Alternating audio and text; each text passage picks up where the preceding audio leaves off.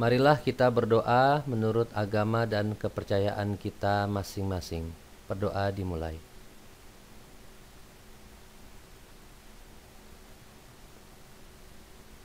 Berdoa selesai.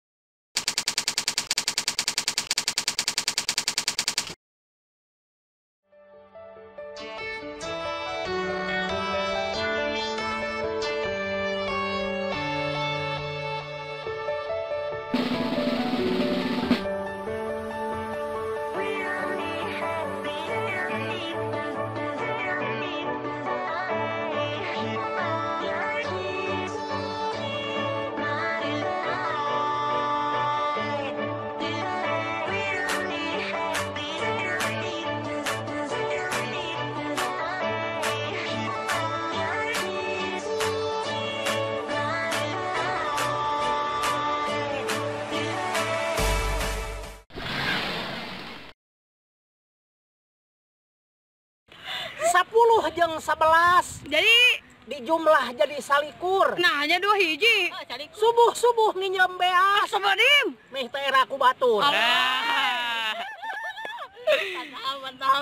Mantap. Aku udah naik ke gunung, Nah bisa gitu. hayam turun ke sawah. Itu bisa. Anak muda jangan bararingu, parawan masih marura. Kurang mang. Kumaha leungeunna tuh di ditu sok disai buru make sabun. Padahal kupat make leungeun, dara teureum eureun.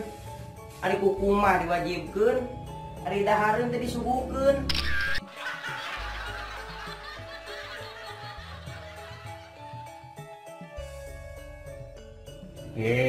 Dengekeun ieu. Lamun tunduhnya sarekeun atawa si beungeut mah seger, yang naon disuguhkeun, hese daharna kan make masker.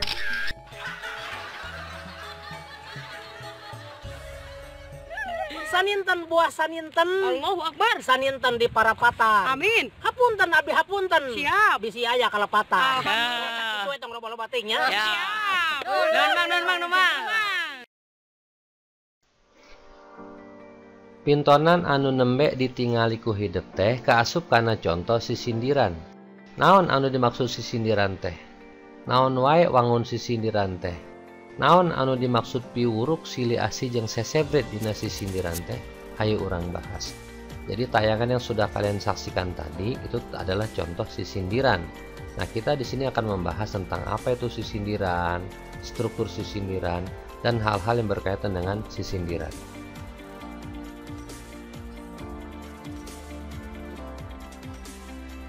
Mikawanoh sisindiran. Sisindiran teh asalna tina kecap sindir anu ngandung harti omongan atawa caritaan anu dibalibirkeun henteu togmol. Jadi sisindiran asal katanya sindir, mengandung arti ucapan atau ceritaan yang dibicarakan dengan tidak terang-terangan, henteu togmol, tidak langsung. Nah, dalam sastra Sunda, sisindiran teh nyaeta karya sastra nu ngagunakeun rakitan basa kalawan dibalibirkeun. Jadi dalam sastra Sunda sisindiran itu adalah karya sastra yang menggunakan untayan bahasa dengan dibicarakan secara tidak terang-terangan. Nah, dalam bahasa Indonesia istilah sisindiran itu artinya pantun.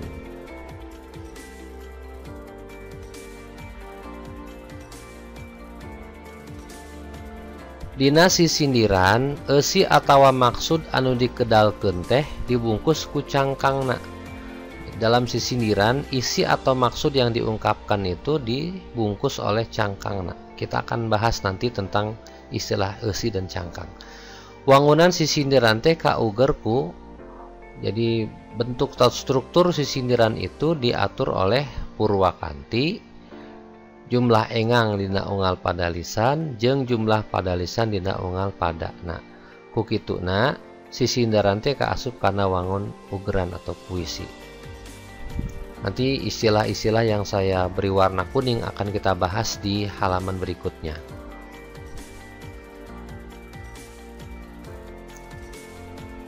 Titenan contoh sisindiran di handap. Sing getol nginum jajamu nuguna nguatkeun urat, sing getol nyangan ilmu nuguna dunia akhirat. Nah, dua baris pertama disebut dengan istilah cangkang dan dua baris terakhir disebut dengan esi. Cangkang artinya sampiran dan esi artinya isi. Kemudian akhir kalimat dari sisindiran itu memiliki bunyi yang sama, jajamu, ilmu, urat, akhirat.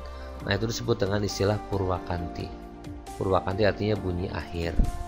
Nah, kemudian sisindiran ini memiliki 4 pada lisan, artinya 4 baris. Nah, kemudian 4 baris itu digabungkan menjadi sebuah pada. Pada artinya bait. Nah, kita sekarang ambil satu baris terakhir saja untuk contoh. Nu guna dunya akhirat. Nah, itu ada 8 engang. Artinya engang itu suku kata, ya. Nah, setiap baris pada sisindiran ini memiliki 8 engang, 8 suku kata. Itu sudah menjadi aturan bakunya.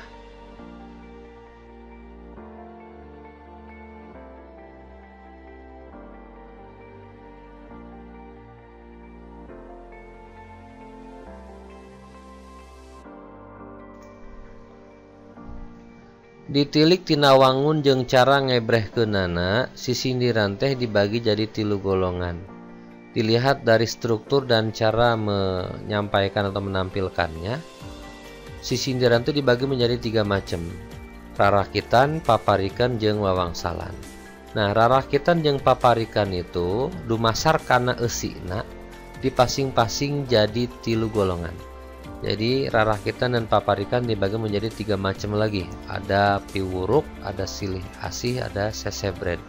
Sedangkan wawangsalan, nah, wangsalna murwakanti jeung kecap dina bagian eusi. Nanti akan kita bahas tentang wangsal itu seperti apa, ya. Tapi yang pasti untuk wawangsalan itu nanti bisa kita ketahui wangsalna atau bagian yang disembunyikannya. Nah, itu dengan apa? Dengan biasanya murwakanti dengan salah satu kata pada bagian isi sisindiran.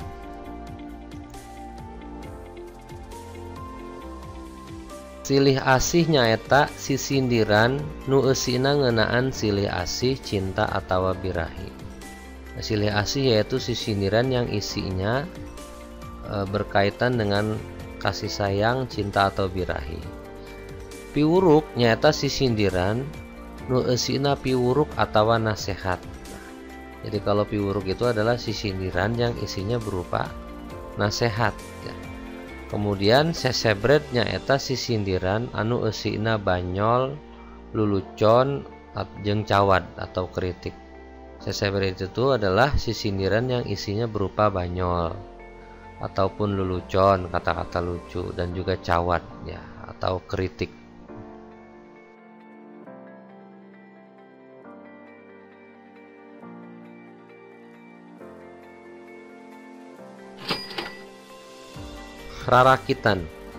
Rarakitan teh nyaeta salah sahiji wanda sisindiran anu diwangun ku cangkang jeung eusi.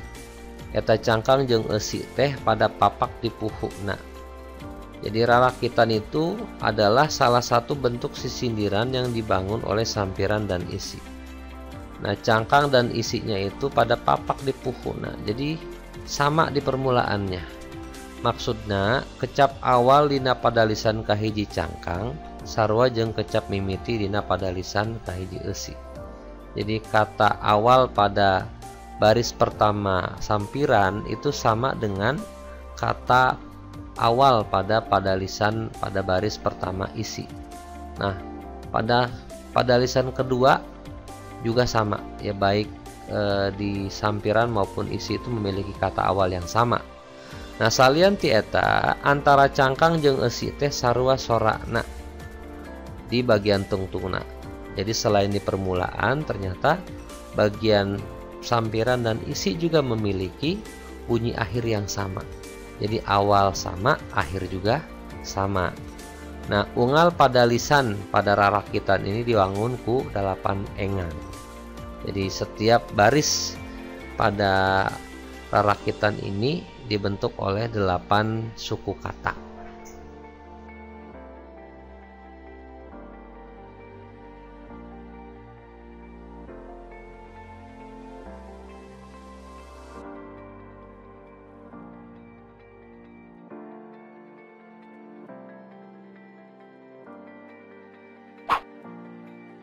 Contoh rarakitan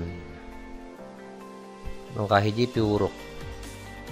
Lamun hayang ulin berang ulah make kaos kutang, lamun hayang hirup senang ulah daek loba hutang. Nah, di sini saya beri warna ya, baris pertama dengan ketiga itu memiliki awal yang sama, lamun dan lamun. Nah, baris kedua dan keempat juga sama, itu istilahnya papak di puhuna. Nah, kemudian di bagian akhir juga demikian, berang senang, hutang hutang, itu sarua sorana atau murwakantina di bagian akhir. Nah, pada contoh rarakitan jenis yang lain yaitu silih asih dan sesebred, saya pun sengaja memberikan warna yang warnanya sama, berarti memang sama bagian di puhuna maupun di bagian tungtungna. Nah, seperti itu.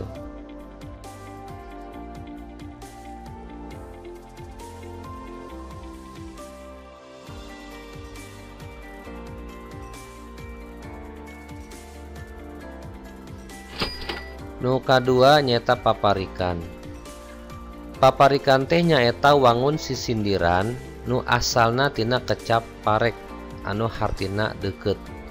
Jadi paparikan itu adalah bentuk sisindiran yang asal katanya dari kata parek yang artinya itu dekat. Anu matak disebut paparikan, yang menyebabkan kenapa dia disebut paparikan adalah kulantaran padeketna sorak atau murwakanti antara cangkang jeung eusi, dikarenakan berdekatannya bunyi atau murwakanti antara sampiran dan isi. Ari jumlah pada lisan dina sapadana kudu jengkep. Nah, jadi jumlah pada lisan dalam setiap baitnya itu harus genap, 2, 4, genap, 8 dan seterusnya. Satengahna tina jumlah pada lisan teh cangkangna, satengahna deui isi. Jadi setengah itu sampiran, setengahnya lagi isi. Nah, ari reakna engang dina unggal pada lisan umumna 8 engang. Nah, sedangkan banyaknya suku kata pada setiap pada lisan umumnya adalah 8 suku kata. Jadi ini hampir sama dengan rarakitan, hanya bedanya kalau rarakitan sama awal dan akhir, kalau paparikan hanya sama di akhirnya saja.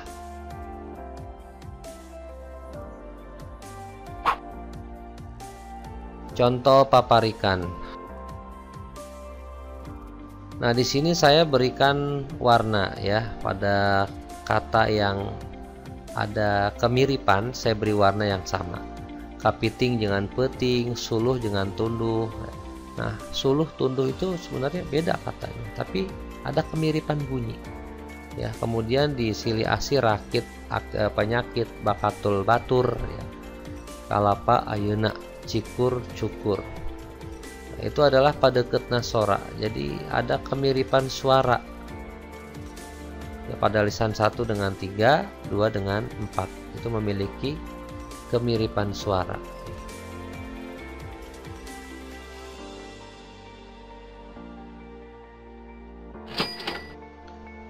Nukatilu wawangsalan. Wawangsalan teh nyaeta sisindiran anu diwangun ku 2 pada lisan. Sapada lisan cangkang, sapada lisan deui eusi. Jadi wawangsalan ini adalah sisindiran yang dibentuk oleh 2 baris.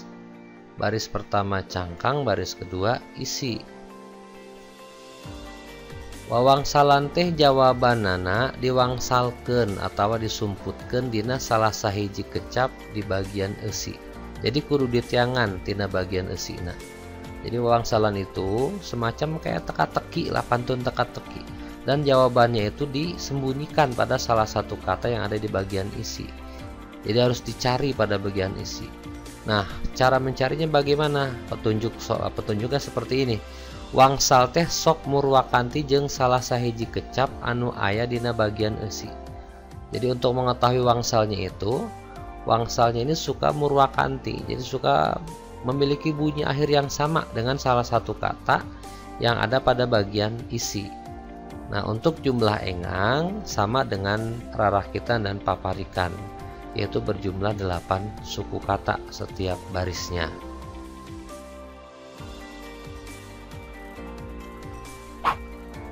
Contoh wawangsalan.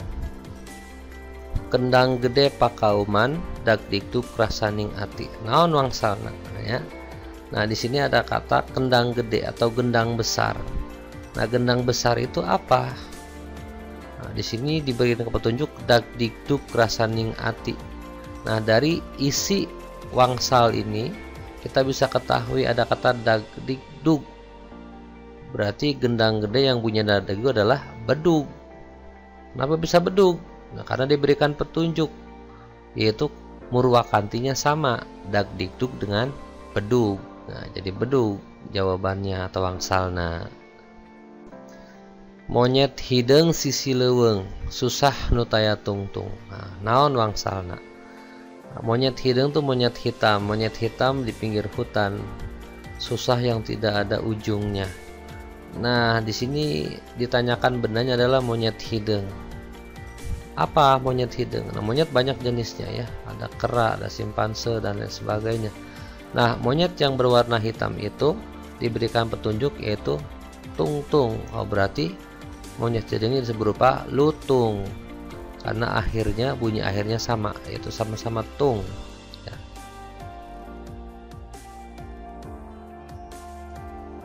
Kembang bodas buah bunder ngahruknya pipikiran.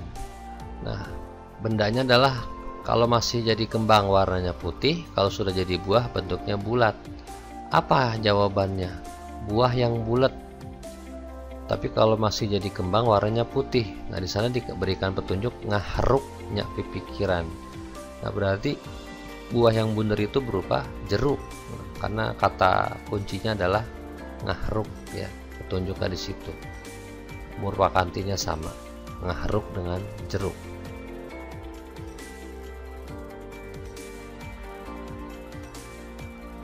Kemudian belut sisit sabadarat kapirarai siang ungi. Nah, belut sisit, belut bersisik pergi ke darat. Belut itu nggak punya sisik, tapi di sini belut bersisik dan belut tidak tinggal di darat. Belut itu tinggalnya di daerah yang berair ya. Nah, lalu apa yang mirip belut tapi bersisik dan biasa pergi ke darat? Nah, jawabannya adalah orai. Orai itu ular. Belut dengan orai itu memiliki kesamaan. Makanya dipakai nama belut di sini ya. Sehingga bisa kita ketahui dari isi yang kedua yaitu kapirarai siang ungi. Kapirarai kita mengarahkan kepada orai. Nah, baik belut maupun orai kan memiliki persamaan ya. Ya, badannya sama-sama buntut semua gitu kan. Tapi ya petunjuknya kapirarai mengarahkan kepada jawaban itu orai ya. Demikian, terima kasih. Wassalamualaikum warahmatullahi wabarakatuh.